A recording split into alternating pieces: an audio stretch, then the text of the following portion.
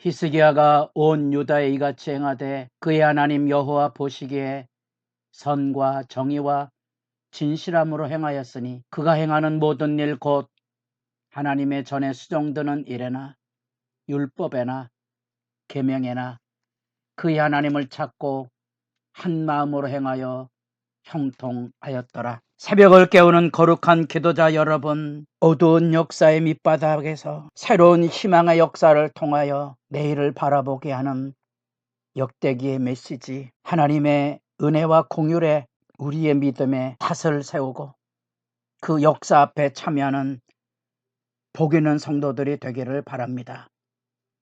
오늘 우리가 읽어갈 하나님의 말씀은 역대하 31장 1절에서 21절까지의 말씀으로서 북이스라엘 나라의 멸망과 더불어 아버지 아하스로 인하여서 파멸당할 뻔한 위기 속에 일어난 히스기야의 신앙개혁의 영광을 지금 우리가 29장, 30장, 31장에 이어 읽어가고 있습니다.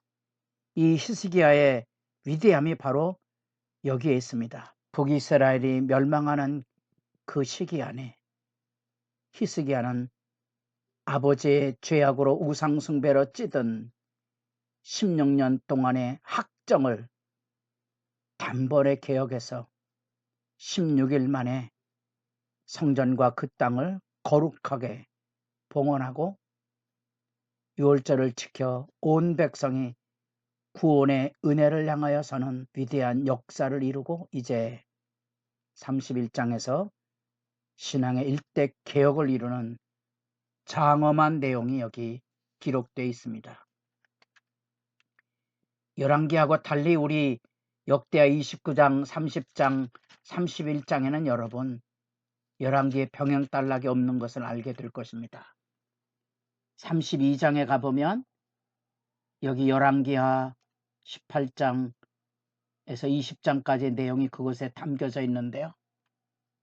역대기는 그것을 요약해서 한 장에 담아내고 히스기야를 통하여 배우는 역사의 교훈을 지금 이렇게 29장에 30장에 31장에 담아내고 있습니다.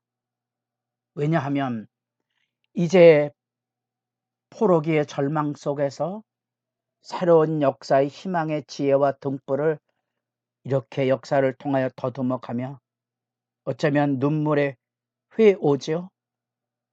눈물의 울부짖음과 회개와 참회를 통하여 역사를 다시 들여다보면서 하나님의 도우심에 대한 애타는 열망을 지금 그들은 마음에 품고 지금 이 역사 이야기를 들려주고 있는 거예요. 우리가 만약 그때 그 사실을 통하여 오늘 우리가 어떻게 해야 되는지를 지금 신앙의 모색으로 찾아가고 있습니다. 이 신앙 대개혁의 놀라운 역사는 모든 우상 숭배에 찌든 세상을 완전히 개혁해서 하나님의 말씀대로 심지어 북이스라엘 나라에까지 주상, 목상, 모든 바알과 아세라 신앙을 척결해내고 백성들의 일상을 지배했던 산당, 제단까지 제거하는 놀라운 일이지요. 그래서 이스라엘 역사에 산당은 여전히 있었는데 히스기야가 대척결운동을 통하여 그가 꿈꾸는 믿음의 이야기는 뭔가니 이스라엘 모든 자손들이 31장 1절입니다. 이스라엘 모든 자손 남북을 다 아울러서 하나님의 백성이 여기 있는데요.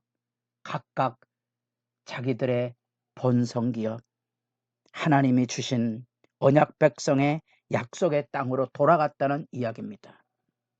그리고 이어서 성전 직무의 질서를 세우게 됩니다. 제사장과 레위인들을 각자의 직책과 직무 정돈을 이루는 역대상 23장에서 26장까지 나타났던 다윗이 세웠던 성전의 직무 질서를 지금 여기 히스기야 다시 정비하여 온전히 회복시키고 있는 모습을 보게 됩니다.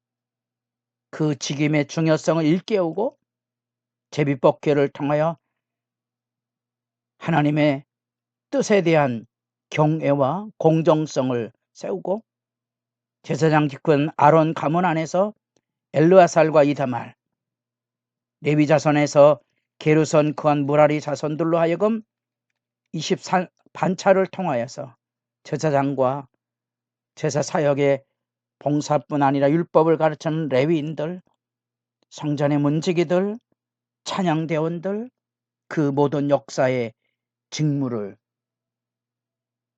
분명히 세워서 질서를 찾아가게 하고 성전의 재정도 일신해서 왕의 자산에서 왕이 가지고 있는 자발적인 후원과 헌금을 통하여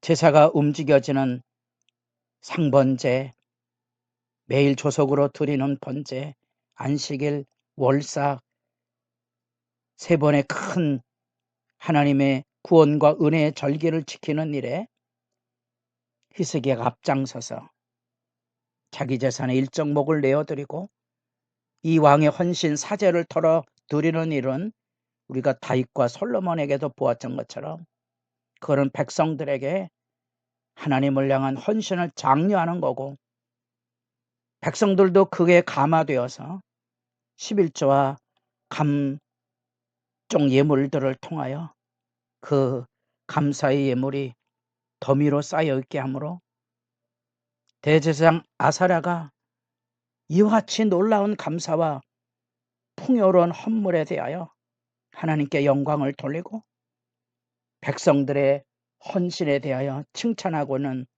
아름다운 보고가 여기 들려지고 있습니다. 본래 11조 이 제사를 중심한 성전 직무가 돌아가야 될 기본 경제적인 후원 제도가 백성들의 마음이 떠남으로 무너졌는데 이제 이런 것들이 회복되는 거죠. 주님의 일은 이렇게 하나님의 말씀과 자발적인 헌신과 선한 일꾼들의 모범을 통하여 풍성하게 넘쳐나게 되므로 그때나 지금이나 오늘날의 교회도 누누이 강조했지만 하나님의 뜻에 집중하십시오.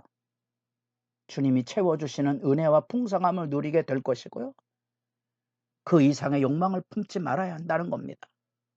이 상심을 다한 헌물과 자원에서 드리는 풍성함이 얼마나 영광스럽게 드려졌는지 이 대제사장 아사랴의 이야기는 지금도 우리가 선연하게 우리에게 다가오는 신앙생활 교회의 영광의 모습을 1절 말씀에 백성이 예물을 여호와에 전해드리기 시작함으로부터 우리가 만족하게 먹었으나 남은 것이 많으니 이는 여호와께서 그의 백성에게 복을 주셨습니다.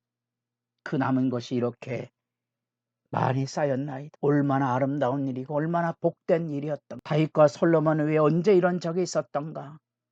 결국 사람들이 세상을 섬기고 세상의 욕망 때문에 이 하나님의 본래의 영광, 은혜에 넘치는 역사가 무너졌던 거지. 예수님도 얼마나 많이 탐심과 재물 숭배에 대한 경고를 일깨우고 하늘의 부활을 쌓고 구제하고 돌보는 일에 힘쓰라고 전곡을 찔러서 메시지를 전했고 초대교회가 얼마나 이런 부분에 대하여 정직하고 투명했는지 알고 있는 바 아닙니까? 그것이 바로 하나님이 주시는 형통의 실제의 모습입니다.